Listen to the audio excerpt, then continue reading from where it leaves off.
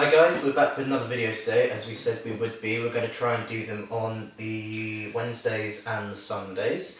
Today we're going to try and cover some of the things that Charlotte really liked during her life, and especially during her cancer diagnosis in those last 2.5 years. But first of all, you would like to give a quick announcement? Yeah, unfortunately we've had more bad news this week. We've managed to lose my aunt last week.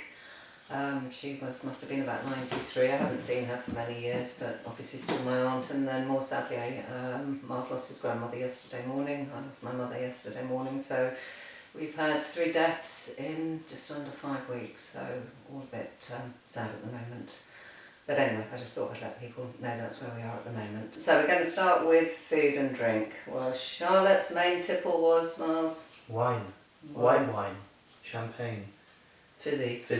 Those kind wine. of things. Yeah, if you gave her flat, she looked disappointed and said, I need fizzy, because that's all she ever used to love was fizzy wine. It was fizzy, yeah, because it was a flat fizzy wine. Fizzy wine. Yeah, she was a very big fan of that, and to complement that, she had a keen diet of prawn cocktail, which she adored. Every time we went out, we had to have that as a starter. She was the person who adored Marmite, and also would drink copious amounts of tea in the morning. Never enough tea for her. And also her favourite thing was Dominoes, which we used to get as treats, basically.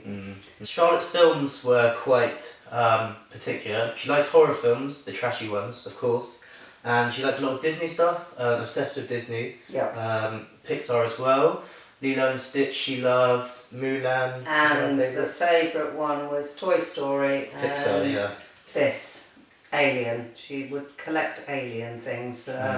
So this was in her cupboard, which I'm going to keep forever, I think. But Alien and Peas in the Pod. That was her other big thing. Yeah, films. yeah. She loved those. Now, one thing that she could not be without, and it used to be the bane of our lives in the evening if we couldn't find it, was an eye mask. She had to sleep with an eye mask, and she just wouldn't settle unless she had this horrible grey eye mask, which she seemed to have had for years. Yes. And even when she was really poorly and she had to have a nap in the afternoon because of medication, because she was so ill, we always had to have this eye mask, and it had actually fallen apart by the time she died. I think that too was on absolutely its last legs. Yeah, but it was very well used. Very well loved. Audrey Hepburn, I think, was her absolute role model.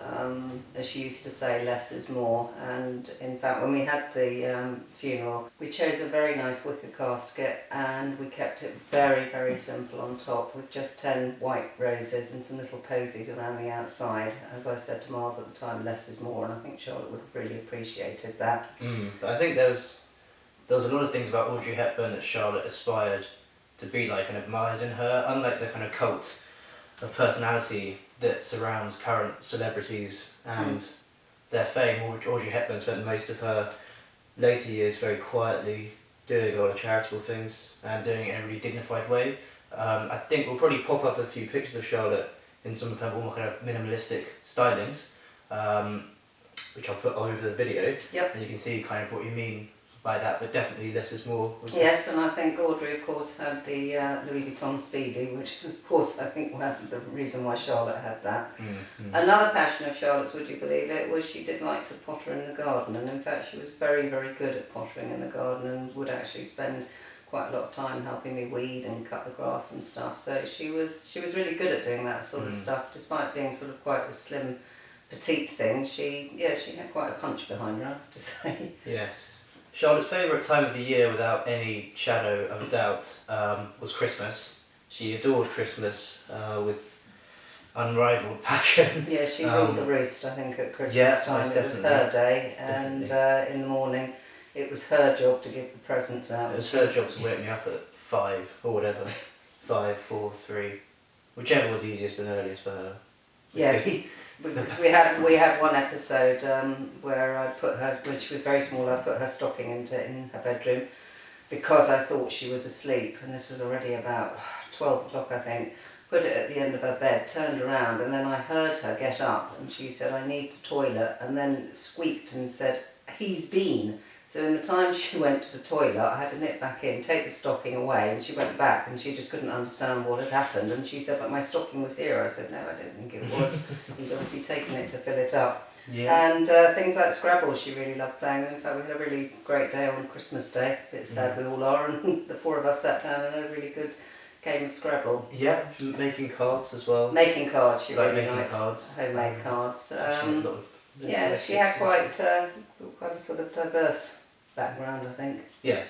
Yeah, she liked a great many things, but all of them reasonably passionately, I suppose. Yeah, probably there are too many to list, I think. So what we thought we'd do, we're going to upload a video on Sunday where we're hoping to have one of Charlotte's friends who she'd like to talk about the news, how she received the news, how she dealt or how she's dealing with Charlotte, losing Charlotte, so from a sort of friend's perspective. And then next Wednesday we'll hopefully upload a video on all the stuff that Charlotte absolutely hated. There's a few of those as well. Yes. So anyway, so thank you for watching for this week, and we'll see you on Sunday. Bye, Thank guys. you. Bye.